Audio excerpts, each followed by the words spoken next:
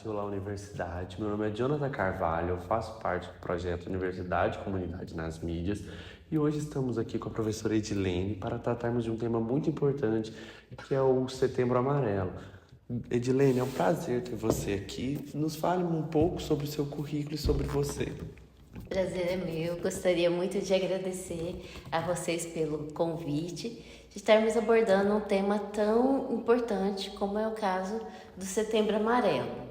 Eu sou Edilene, eu sou professora aqui já há algum tempo, sou formada na Universidade de São Paulo, pela USP, e eu sou enfermeira psiquiatra, fiz mestrado e doutorado em enfermagem psiquiátrica na USP. Atualmente eu sou coordenadora da residência multiprofissional em saúde do adolescente. Tenho projetos na área de enfermagem psiquiátrica. O meu projeto de extensão é o Conexões de Olhares em Saúde Mental. E nós fazemos consultas de enfermagem na atenção primária, voltadas para a área de saúde mental, além da questão educacional, aí, de educação em saúde, na verdade. Fazemos educação em saúde mental na atenção primária. Bom, Edilene, temos esse... Eu, de antemão, queria avisar que esse é um vídeo, que ele se trata de um conteúdo muito sensível que a gente vai tentar abordar esse assunto de uma forma mais confortável para todos, né?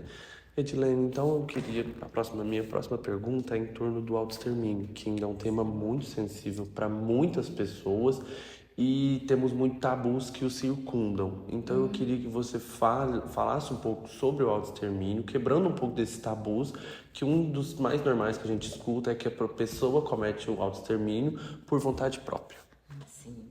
Realmente você tem razão. Existem muitos tabus e preconceitos ligados a esta questão. Bom, o autoextermínio, então, é essa tentativa da pessoa terminar, né, com esse processo chamado vida. E aí, um dos tabus que nós temos é que as pessoas fazem isso porque elas querem morrer. E isso não é verdade. Elas querem acabar com o sofrimento. Veja bem, se você tiver uma dor física, você vai à farmácia e lá existem vários remédios para que você possa amenizar e até terminar com a sua dor física.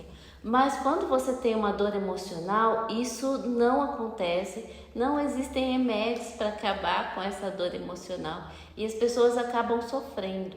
Quem chega à tentativa de suicídio é porque ela já tentou tudo o que ela podia para terminar com esse sofrimento. Quando nós conversamos com uma pessoa que acabou de cometer o suicídio, você pergunta para ela por que ela fez isso, ela, na verdade, é porque ela já estava sofrendo há algum tempo. Então, por isso que ela acaba, se você falar assim, e se eu retirar o seu sofrimento? Ela não vai querer morrer. Então, na verdade, é isso. E uma outra coisa que as pessoas sempre falam é assim, cão que ladra não morde.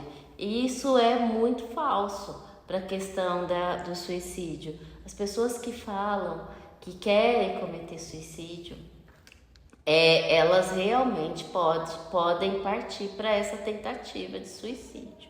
Então, tem gente que fala que vai fazer e tem gente que não fala nada. Então, a diferença entre os dois é que a pessoa que fala que tem vontade de morrer, ela tá pedindo ajuda pra gente e tá nos oferecendo a oportunidade de ajudá-las. Enquanto que a pessoa que não fala nada acaba sendo uma grande surpresa, a gente tem menos acesso a estar ajudando ela, né? Então, acho que são os dois principais tabus que existem. Né? Aí quando a gente pensa nesses tabus, ainda associado ao tabu de que quem procura psiquiatra, serviço de saúde mental, psicólogo é louco. Então a gente explica-se claramente mais de 700 mil suicídios que ocorrem mundialmente todos os anos. Em 2021, esse dado ficou por volta de 721 mil suicídios no ano todo. E aí você considera que é muito maior se você considerar as tentativas, né? Porque mais ou menos aí aproximadamente para cada suicídio consumado, então quando a pessoa morre, né? Existem outras 10 tentativas de suicídio. Edilene, então, essas pessoas cometem o suicídio como última forma, né? É a última finalização dessa carreira, mas antes disso, a gente encontra com elas, né? Nessas tentativas, a gente encontra com elas, seja na atenção primária, seja em hospitais. E eu queria saber um pouco mais como o enfermeiro, na sua prática, deve lidar com pessoas que tentaram suicídio, não conseguiram, não consumaram suicídio e foram parar numa UBS, numa UPA ou num hospital. E também queria que você fizesse uma breve explicação para as pessoas leigas de como a gente pode prevenir e escutar melhor as crianças, os adolescentes dentro de casa e uma pessoa na família. Então, é preciso falar de uma outra questão, né? Que até antecede um pouco a tentativa de suicídio. Porque o que mais leva as pessoas a cometerem suicídio? São os transtornos mentais, diagnosticados ou não diagnosticados.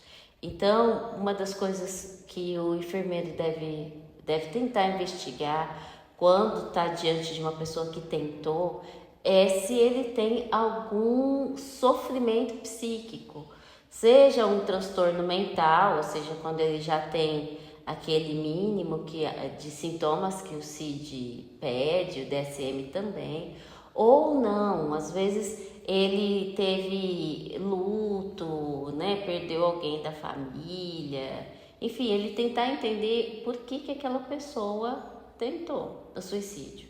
Outra coisa também é que o enfermeiro tenha em mente intervenções que são voltadas para a saúde mental, porque às vezes também acaba que dá certo para essas pessoas que tentaram o suicídio.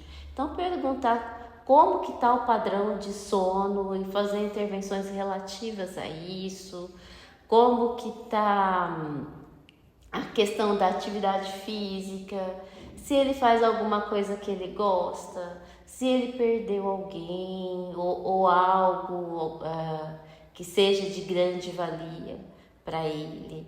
E claro, né, a questão do uso de álcool e drogas, que também acabam provocando essas tentativas, né?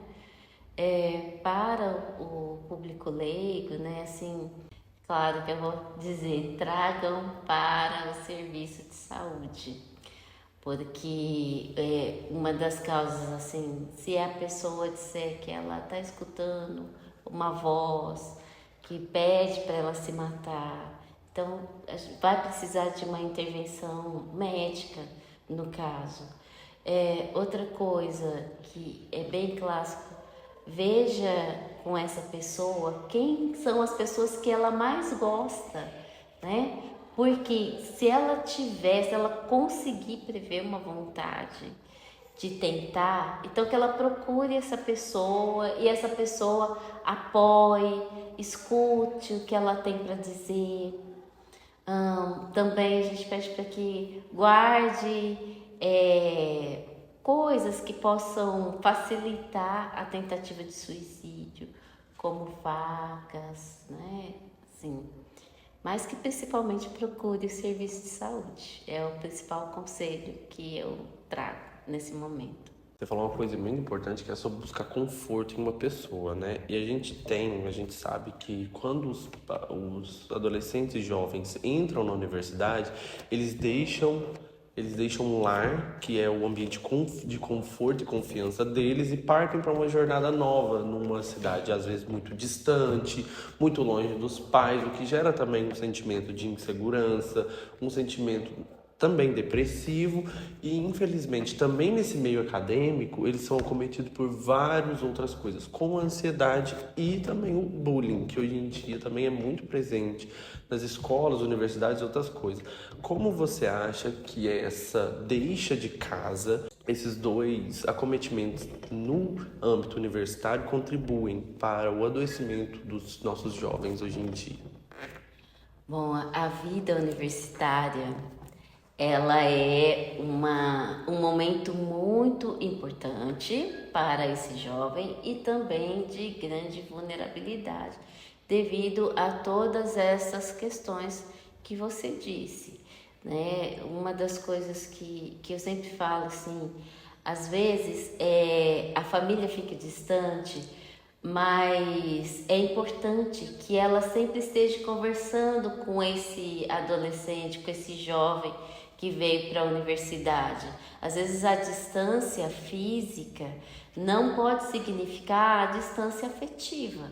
Então, assim, ver se ele consegue manter pelo menos conversando durante um tempo. É claro que não é a mesma coisa, o abraço físico da mãe é o abraço físico, mas ele pode estar conversando, isso também traz conforto. E assim, por mais que tenha a questão do bullying, nem todo mundo é ruim na universidade. Tem alguém que tem um coração melhor, sabe? Então, que procure achar também nos pares, né? Nas pessoas que também ou estão vivenciando a mesma coisa, ou alguém que você goste mais, assim, para ficar junto. Tem também em algumas universidades, e o nosso caso também, né? Tem um serviço especializado, né? Que recebe esses alunos, né?